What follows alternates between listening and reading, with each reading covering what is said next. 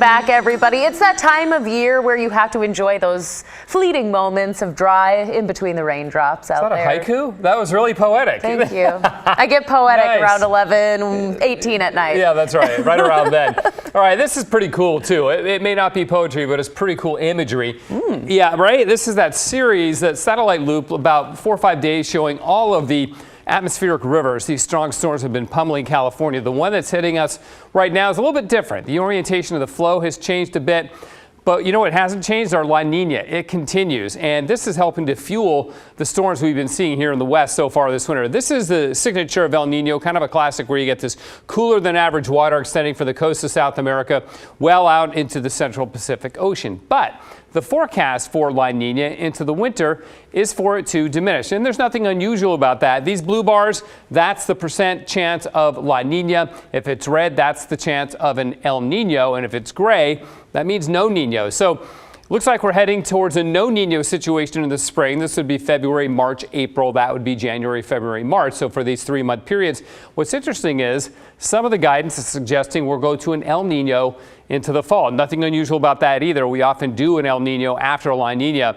This is our 3rd year of La Ninas in a row, and it is proving to be a stormy one for sure. Now, the other thing that's hot off the presses basically from NOAA and NASA is the global temperatures for 2022, and it ranks as the 6th warmest year on record for our planet. All of the top 10 have happened since 2010. Talk about a climate change signal there. That's impressive that has all happened since then. The other thing that is happening, and this is just in as well from the researchers, is that we're seeing a record amount of ocean heat content, which is also concerning because the ocean doesn't behave like the atmosphere. It takes the heat and it holds it, and it keeps on holding it. So that has a big impact as well. So we'll continue to watch that. 59 at Newport today. Super warm day around the Northwest. 53 was our high in Portland because we had a little bit of an east wind. But Eugene, 62. I believe that's a record, tying the record. 66 in Medford. So really warm weather in Southwest Oregon today. The rain's broken up here in the valleys, but it's pretty solid along the coast. We're just a little too far east to tap into the heavier rainfall that they're seeing on the coast, especially up into Washington, now up to 2.5 inches on the Olympic Peninsula there. We'll have showers on and off through the day tomorrow and some fog in the morning. But look at that morning low of 47. That's our average high temperature for this time of the year. So here's the deal. This is an old atmospheric river. It's kind of falling apart, but it's oriented basically parallel to the coast right now. That's why we're not getting the incredible rainfall amounts that they saw in California from each of these storms. This one, though, will head more into California and will bring us rain too, but that's going to roll our way as we go into the weekend. So winter storm warnings posted for this year in Nevada as they pick up more heavy snow. Look at this. This is just through Sunday.